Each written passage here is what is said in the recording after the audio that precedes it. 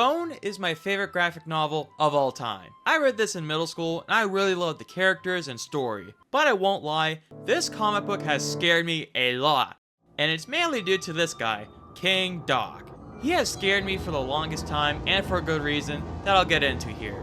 I really like Kingdok. He's a giant monster that I feel not a lot of people know about. And it's a real shame because Jeff Smith and his wife made an amazing graphic novel. For those of you who haven't read Bone, Bone is basically about these three little creatures called Bones who are exiled from their hometown because of this greedy motherfucker here named Phony. With him is the goofball Smiley, who isn't the brightest ball, but he's a good guy. And Fawn Bone, who's the well-behaved one and loves Moby Dick. Anyway, these guys stumble into this place called the Valley that has dragons, rat creatures, and normal people like Thorn, Grandma Ben, Lucius Down, Wendell, Eklai, and a lot of farmers. Also Ted the Bug. This series is really funny, has a lot of lore, and it can be creepy when it wants to be. If you haven't read Bone, I highly recommend reading it any way you can before you continue watching the rest of the video. This is just your disclaimer now, so for those of you who have read it, or you just don't care about spoilers, let me start talking about Kingdok. Now, if you guys know who Kingdok is, you're probably thinking I'm being a big baby right now. But I actually have seen some scary stuff. Like the one scene in Jaws, Danganronpa, my favorite horror movie The Thing, and the eclipse from Berserk. Why, Griffith? Why? But why does a character like Kingdok scare me so much when I see that other stuff? Well, it's fairly simple. I read Bone when I was a kid. That other media I just listed, I experienced those as an adult. I wasn't reading Berserk when I was a kid. I did not even know about that masterpiece until I was about to graduate high school. But this thing with a giant mouth scared me really badly. Kingdok reminds me of the 5th Star Wars movie because of the beginning where the Wampa jump scares Luke, and later Luke cuts his arm off and escapes. I guess Kingdok and the Wampa have something in common. Well, 2 things. Scaring me and getting an arm cut off. I won't lie, I was also really afraid of the dark too after reading Bone, so... So, let's go ahead and I'll start talking about Kingdok's character and what he's like and what he does. Kingdok is the leader of the rat creatures. Rat creatures are these little blobs of fur that look harmless until you see their creepy teeth. The ones we see the most are the 2 stupid rat creatures, and they are so funny. Kingdok also works with the Hooded One, so the Lord of the Locusts can rule the world. He first looks like this, but then for some unknown reason, he becomes bigger in the 3rd book. But I theorize it's because he obtained more power from the Lord of the Locusts, but that's my headcanon. Kingdok has a couple of moods. One where he's yelling at his troops. I mean, I don't blame him because he has the 2 stupid rat creatures to deal with a lot. And 2, when he's with the Hooded One. When he's there with the Hooded One, he acts pretty humble and respectful, but I think there's more to it than that. There was one time where he's nice to the 2 stupid rat creatures, and that was when he rewarded them for messing up the cow race because he hates humans. But the main thing this guy has done was scaring the hell out of me when I read this for the first time in middle school. I would check out the Bone books at my school's library because that was the only way I could actually find it, and the first one I read was the Dragon Slayer. Look, someone else already had the other ones, and I really wanted to read Bone, so I said screw it, and I picked the Dragon Slayer and I read it first. If you already read the Dragon Slayer, you probably already know where I'm going to go with this. The first 3 books are more funny and lighthearted, while you're still getting used to what goes on in the Valley, when the 4th book in my opinion starts to get serious. Also the end of the 3rd book, because Grandma Ben revealed that Thorn is a princess and her parents are dead. But anyway, let's get on to the moment that Kingdok scared me.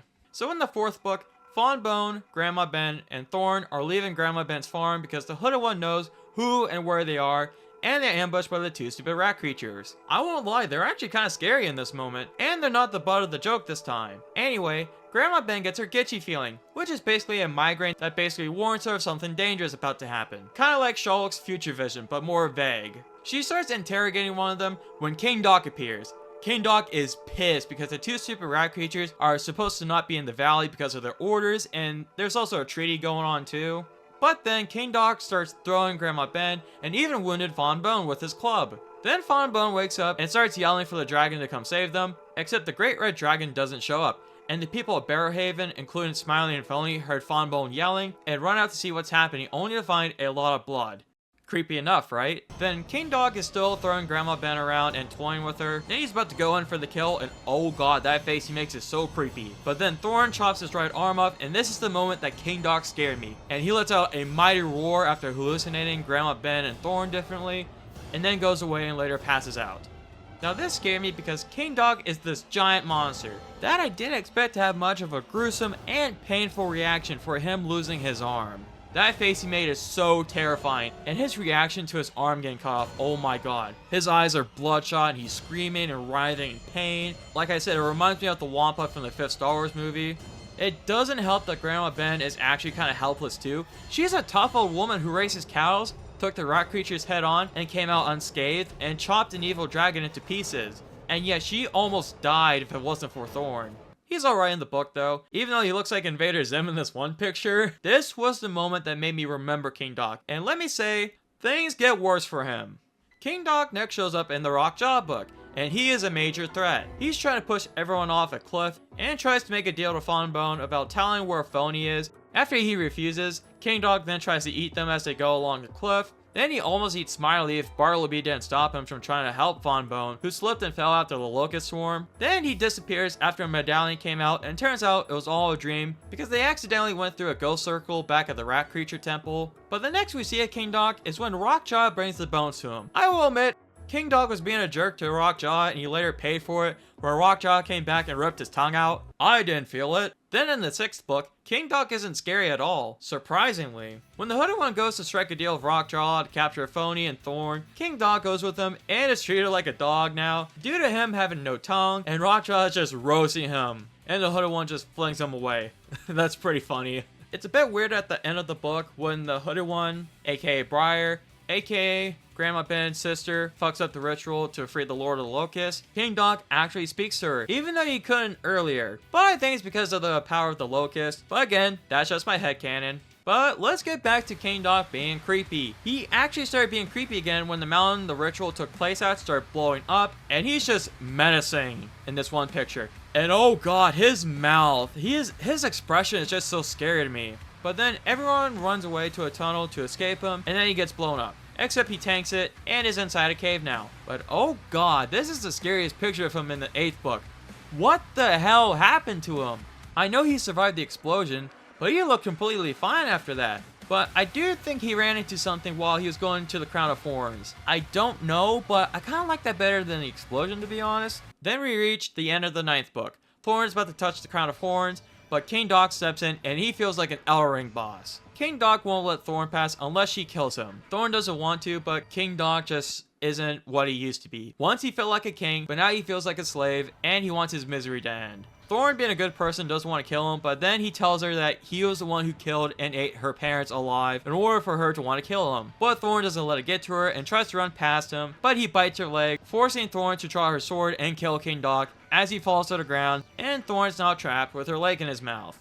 That's basically what happens to Kingdok throughout the story. I did learn recently when I read the books again that apparently Kingdok was actually an okay rat creature, but he became evil when he met the Hooded One and joined him in fear of the Locusts using their powers on him and the rat creatures. So he joined the bad guys because he was scared of them. Now I do want to talk about one thing with Kingdok. I think Kingdok is not loyal to the Hooded One because of this picture. After Kingdok informed the Hooded One about Thorn being the princess they were looking for in Eyes of the Storm, the Hooded One was like, "Yeah, I already knew that, dumbass. Leave me alone while I talk to the Lord of the Locusts."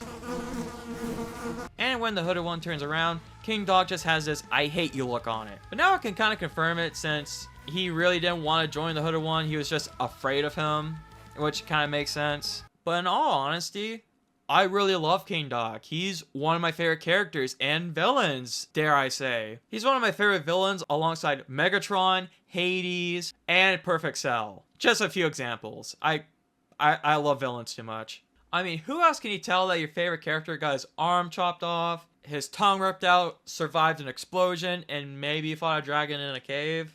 Also, I just found out that the two Telltale games of Bone, that the guy who voices Sweet Tooth and Astaroth in Soul Calibur 2 voices Kingdok in that game. Oh my god, that is so fucking awesome. It will rain blood today. Get up before I crush your heads! There is also a toy of Kingdok, except it's top heavy and it requires a stand, but I would like to get it at some point.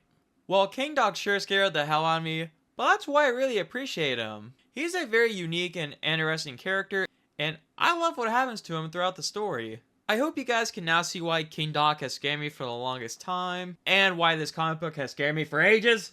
Jess Smith, if you ever see this, just know, even though your comic book scared me, I love it to death. Just to let you know. I hope you guys would like to read Bone at some point, because this story deserves a lot of praise, and I wish I had more attention on it. So, I'll see you later, guys. See ya!